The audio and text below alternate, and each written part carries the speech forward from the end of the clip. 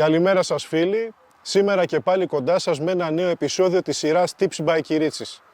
Σε αυτά τα βιντεάκια χρησιμοποιούμε τους σύγχρονους ανιχνευτές μετάλλων, εκμεταλλευόμαστε και μαθαίνουμε την τεχνολογία τους για να σας δίνουμε χρήσιμες συμβουλές πώς να δουλεύετε τα μηχανήματα στα όρια. Όπως βλέπετε με το Extreme Hunter. Αυτό το μηχάνημα το έχουμε παρουσιάσει, έχουμε δείξει το βάθος εντοπισμού του επισκεπτόμενοι διάφορα δοκιμαστήρια σε όλη την Ελλάδα. Έχετε δει την απόδοσή του στο δοκιμαστήριο της Κορίνθου, έχουμε επισκεφτεί το δοκιμαστήριο της Κατερίνης και έχουμε κάνει και ένα βιντεάκι σε δοκιμαστήριο στη Λάρισα, όπου το μηχάνημα μπόρεσε να δουλέψει κάτω από πυλώνες υψηλής τάσης για ένα αρκετά μεγάλο χρονικό διάστημα και να χτυπήσει στόχους οι οποίοι είναι νομίσματα μέσα σε σφραγισμένα κιούπια. Αυτό το τελευταίο βιντεάκι επίδειξης δυνατοτήτων του Extreme Hunter ήταν κάτι μοναδικό, διότι οι ανταγωνιστές του, παλμικοί ανιχνευτές οι οποίοι φοράνε τελάρο, έτσι, όσοι ζητάνε μεγάλο βάθος καταφεύγουν σε παλμικούς ανιχνευτές οι οποίοι έχουν τελάρο, όχι μικρούς δίσκους. Αυτά τα μηχανήματα δεν μπορούν να κάνουν έρευνα κάτω από πυλώνα υψηλής τάσης. Για να ακριβολογήσουμε, δεν μπορούν να κάνουν έρευνα ούτε 200 μέτρα μακριά από τους πυλώνες υψηλής τάσης. Πολλοί λοιπόν είδαν αυτό το βιντεάκι, επέλεξαν να αγοράσουν το Extreme Hunter για την απόδοσή του, καθώς είχαν περιοχές οι οποίες ήταν απλά απαγορευτικό να δουλέψουν τους παλμικούς ανιχνευτές, τους οποίους έχουν στην κατοχή τους. Και πολλά όμορφα ευρήματα βρέθηκαν ήδη σε αυτά τα σημεία. Όμως εδώ μιλάμε για μια νέα τεχνολογία η οποία είναι fast multi-frequency. Το Extreme Hunter δουλεύει ταυτόχρονα εκπέμποντας πολλές συχνότητες. Και το κάνει αυτό για να μπορεί να διαβάζει καλύτερα το έδαφος, να μην έχει παράσιτα. Σαν επακόλουθο της νέας τεχνολογίας, όταν το ποινίο κατεβαίνει χαμηλά στο έδαφος, δεν χτυπάει ψεύτικα ο ανιχνευτής, δεν μας δίνει χτύπημα λόγω μεταλλεύματος, όπως οι παλμικοί ανιχνευτές. Πόσο καλύτερο όμως μπορεί να είναι το Extreme Hunter, αν πραγματικά μπορεί να δουλέψει σε κάποια κλειστά σημεία. Μπορεί αυτό να είναι μια πέτρινη κάμαρα, ας πούμε. Μπορεί να είναι κάποια σπηλαιώματα, όπως βλέπετε εδώ. Στο σημερινό βιντεάκι θα κάνουμε αυτή την επίδειξη, δεδομένου ότι οι παλμικοί ανιχνευτές με τελάρο υποφέρουν στα κλειστά σημεία. Τι συμβαίνει? Μπαίνοντας σε ένα κλειστό χώρο, το ισχυρό ηλεκτρομαγνητικό πεδίο που εκπέμπει το τελάρο καθρεφτίζεται, δημιουργεί επιστροφή από τα τυχώματα, από τον ταβάνι της σπηλιάς, έχουμε συνεχή ψεύτικα σήματα, δεν μπορούμε να ρυθμίσουμε το μηχάνημα και πρακτικά είναι άχρηστο για έρευνα σε κλειστά σημεία. Το Extreme Hunter θα μπορέσει να τα καταφέρει, θα μπορέσει να μπει σε κλειστά σημεία μέσα, σε βράχια, σε δύσκολο μετάλλευμα, όπως έχουμε δηλαδή εδώ. Αυτή την επίδειξη θα κάνουμε σήμερα και θα είναι κάτι μοναδικό.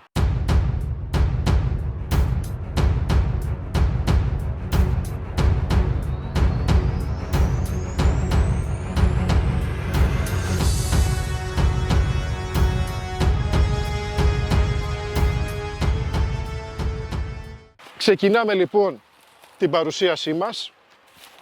Θέλω να τονίσω πως δεν κάνουμε έρευνα με τον Extreme Hunter. Κάνουμε μία παρουσίαση των δυνατοτήτων του. Θα μπούμε σε αυτό το χώρο εδώ, όχι για να κάνουμε έρευνα, απλά για να δείξουμε ότι μπορεί να λειτουργήσει.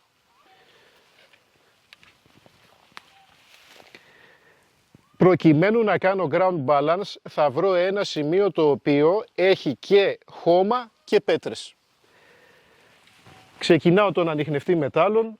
Καλό θα είναι να φέρουμε και την κάμερα λίγο πιο κοντά, όχι όμως πάρα πολύ κοντά, γιατί είναι ένα πολύ δυνατό μηχάνημα και δεν θέλουμε μεταλλικά αντικείμενα κοντά του όταν κάνουμε το ground balance. Ξεκινάμε το Extreme Hunter.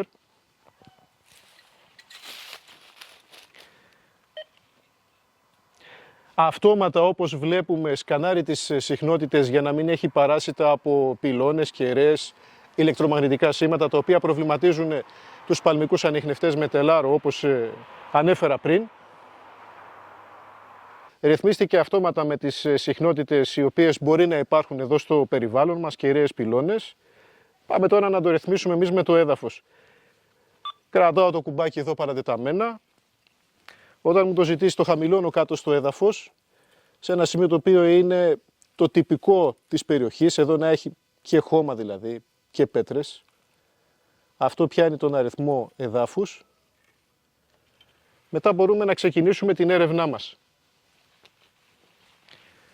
Προχωράμε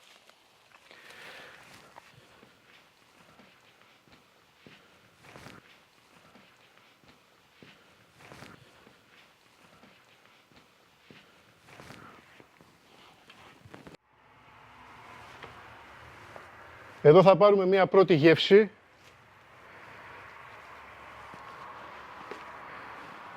Καθώς μπαίνουμε κάτω από το σκεπασμένο σημείο, εδώ βλέπετε, στα βράχια. Δεν έχω παράσιτα.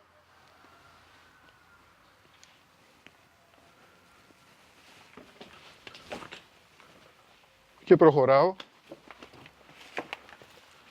Πάμε σε κάτι πιο δύσκολο εδώ.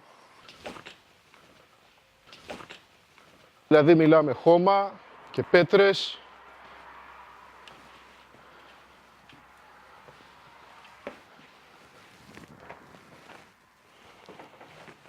Βλέπετε, είμαστε πολύ κοντά στο ταβάνι εδώ.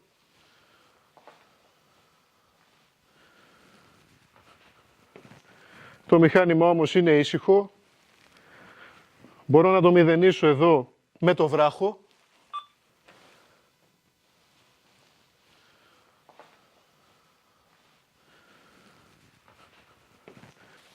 Το περνάμε εδώ από αυτά τα κλειστά σημεία.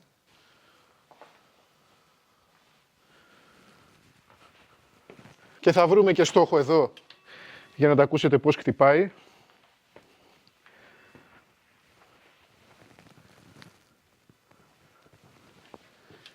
Πόσο εύκολα μπορώ να μανουβράρω ένα Extreme Hunter συγκριτικά με ένα ποινίο μεγάλο παλμικού ανιχνευτή, βλέπετε. Εδώ αλλάζει και η υγρασία, στάζει νερό.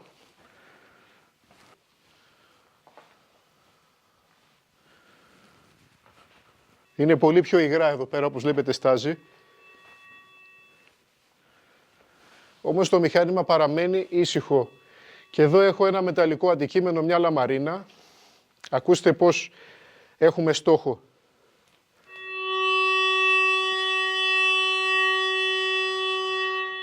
Είδατε? Το χτυπάει και πίσω κεραία εδώ. Τώρα ένας έμπειρος χειριστής θα ήταν καλό όταν μπει στον εσωτερικό χώρο, είτε αυτό είναι μια πέτρινη κάμαρα, είτε είναι ένα υπόγειο ή μια σπηλιά όπως εδώ στην περίπτωσή μας, καλό θα ήταν να επαναλάβουμε το ground balance σε ένα σημείο το οποίο είναι καθαρό, δεν έχει μεταλλικά δηλαδή αντικείμενα. Ελέγξτε με ένα δίσκο, όσοι έχετε το δίσκο του Expideus 2 ή οποιοδήποτε μηχάνημα με δίσκο έχετε στην κατοχή σας. Βρείτε κάποιο σημείο το οποίο είναι καθαρό και ξανακάνετε εκεί το ground balance για να δουλεύει ακόμα πιο τέλεια το μηχάνημα.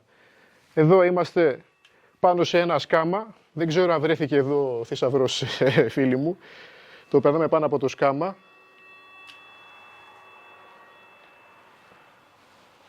Και είναι ήσυχο.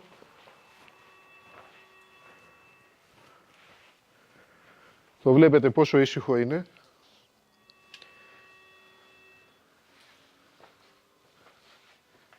Και εδώ είναι διάφορα τώρα αντικείμενα τα οποία βλέπω ότι έχουν ρίξει κάτω. Έχουμε κουτάκια εδώ αναψυκτικού. Έτσι.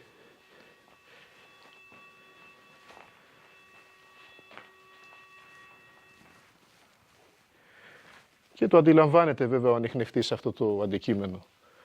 Όπως και να το κάνουμε. Εδώ είναι. Το βλέπετε?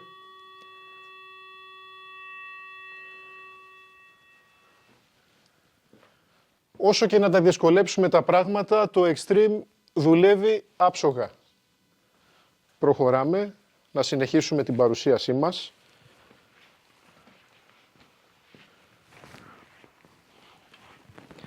Να δείξουμε εδώ και κάποιες ρυθμίσεις που έχω στο μενού. Δουλεύω πάντοτε στο πρόγραμμα 1. Εδώ στο μενού η ευαισθησία είναι 85%. Δεν έχουμε μειώσει την ευαισθησία για να κάνουμε τη δοκιμή μας. Δουλεύει στο normal. διαχωρισμός off όπως βλέπετε, ψήθυρος. Αυτές είναι οι ρυθμίσεις τις οποίες θα βρείτε στο εργοστασιακό πρόγραμμα 1 του κατασκευαστή, το οποίο είναι και το καλύτερο για τα δύσκολα σημεία εδώ. Είναι το καλύτερο, το πιο σταθερό δηλαδή για να μάθετε να δουλεύετε το Extreme Hunter σαν νέοι χειριστές. Κάνω γρήγορους μηδενισμούς όταν χρειάζεται. Έχετε δει και τις οδηγίες χειρισμού για να καταλάβετε τι σημαίνει αυτό. Περνάω πάνω από τα βράχια. Βρίσκομαι σε σημεία που είναι κοντά η οροφή της σπηλιάς με τα ποινία. Εδώ δεν παρατηρείται κάποιος καθρεπτισμός του σήματος. Δεν μας κάνει επαγωγικό ρεύμα ο βράχος.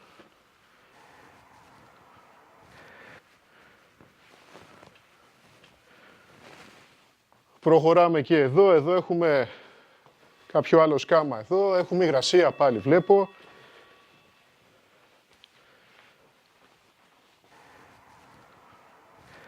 Πλησιάζω πολύ κοντά εδώ στα τυχεία.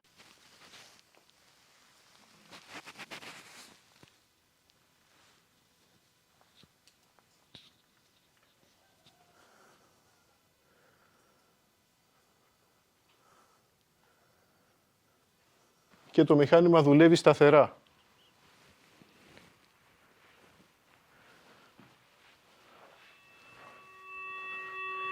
Εδώ έχουμε ένα στόχο.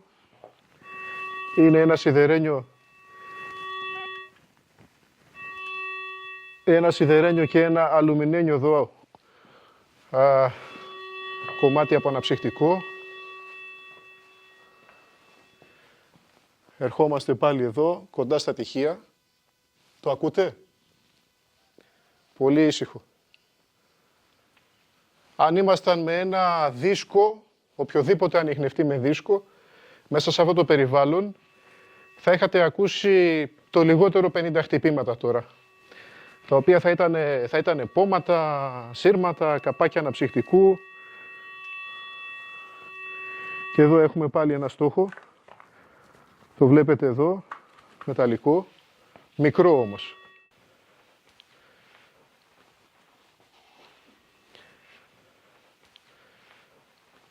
Αυτό που θέλω να δείξω είναι πως το Extreme Hunter ανταποκρίνεται μόνο σε μέταλλα. Αν θέλουμε, επιλέγουμε διαχωρισμό στο μενού, να ακούμε σε μπάσο τόνο ήχου το σίδερο. Όταν φυσικά χτυπήσει. Πρακτικά μία δυσκολία, την οποία θα είχαμε στους περιορισμένους χώρους, είναι ότι δεν μπορούμε ενδεχομένως να μην μπορούμε να σταυρώσουμε το σήμα. Ένα σήμα για να είναι αξιόπιστο θα πρέπει να το ελέγξουμε οριζόντια, κάθετα και σταυρωτά. Θα πρέπει να περάσουμε τουλάχιστον από τις 4 κατευθύνσεις. Ενδεχομένως σε αυτά τα κλειστά σημεία να μην μπορούμε να κάνουμε αυτή την επαλήθευση. Αλλά αυτό είναι κάτι το οποίο πρακτικά μας περιορίζει το περιβάλλον. Δεν είναι κάποιο μειονέκτημα το οποίο έρχεται από το μηχάνημα. Το μηχάνημα αντίθετα σε σχέση με τα μεγάλα τελάρα είναι πιο εύχριστο για να μπει σε κλειστά σημεία. Φίλοι μου, ξημερώνει, το φως του ήλιου θα μας βρει εδώ στην νέα μας επίδειξη. Νομίζω ότι έχει γίνει σαφές σήμερα ότι το Extreme Hunter υπερτερεί των παλμικών ανιχνευτών με τελάρο, καθώς μπορεί να δουλέψει χωρίς παράσιτα σε κάποιους κλειστούς χώρους όπως σπηλιές, υπόγεια. Θα πρέπει όμως να γίνει σαφές ότι ένας νέος χειριστής δεν πρέπει να ξεκινήσει με το μηχάνημα στα δύσκολα αυτά σημεία. Δουλέψτε τον ανιχνευτή σε ανοιχτούς χώρους, χωράφια. Χρησιμοποιήστε το πρόγραμμα 1 του κατασκευαστή όπως δούλεψα και εγώ σήμερα για να μάθετε να κάνετε ρύθμιση εδάφους και να καταλάβετε πότε το μηχάνημα ζητάει να το μηδενίζετε. Όταν θα είστε έτοιμοι και θα μπορείτε να δουλεύετε με τον ανιχνευτή αφού περάσετε κάποιο χρονικό διάστημα, κάποιες ώρες απλά περπατώντας για να μάθετε τα χούγια του, δεύτερο βήμα, προχωρήστε σε κάποια δοκιμαστικά. Φτιάξτε δοκιμαστήρια με θαμμένους στόχους, να καταλάβετε τι σημαίνει μεγάλο, μικρό αντικείμενο, επιφανειακό, βαθύ, πώς διαχωρίζει το σίδερο. Έπειτα προχωρήστε σε εξειδικευμένες έρευνες όπως αυτή την οποία σας έδειξα εγώ σήμερα, σε κλειστούς χώρους. Η σειρά, φίλες και φίλοι, ονομάζεται Tips by Kyritsis. Είναι πρωτοποριακή για κατάστημα πώλησης ανιχνευτών μετάλλων στην Ελλάδα, γιατί σας δίνουμε γρήγορες και χρήσιμες συμβουλές πώς να εκμεταλλεύεστε τη νέα τεχνολογία των ανιχνευτών μετάλλων με τον καλύτερο τρόπο. Πώς να μάθετε τα μηχανήματα και όποια σημεία επισκέπτεστε να μην είναι απλά μία βόλτα, να λέτε ότι εγώ πήγα εκεί και όντως έκανα έρευνα, εκμεταλλεύτηκα το μηχάνημα, δεν έχασα το χρόνο μου. Και αυτό είναι κάτι μοναδικό. Δεν στεκόμαστε μέσα στο γραφείο, δεν στεκόμαστε μόνο στις διαφημίσεις, βγαίνουμε έξω στο τερέν το οποίο δουλεύουν αυτά τα μηχανήματα για να σας δείξουμε τις δυνατότητές τους. Και αυτό το έχετε εκτιμήσει και σας ευχαριστούμε για τα σχόλιά σας. Tips by Kyritsis, αυτή είναι και η μοναδική λέξη κλειδί. Αν χτυπήσετε πάνω της θα μπορέσετε να δείτε όλα τα επεισόδια της σειράς για να επιλέξετε αυτό το οποίο σας εξυπηρετεί και σας ενδιαφέρει το περισσότερο. Μέχρι τη νέα παρουσίαση να είστε πάντα καλά. Ευχαριστούμε που μείνατε μαζί μας. Γεια σας.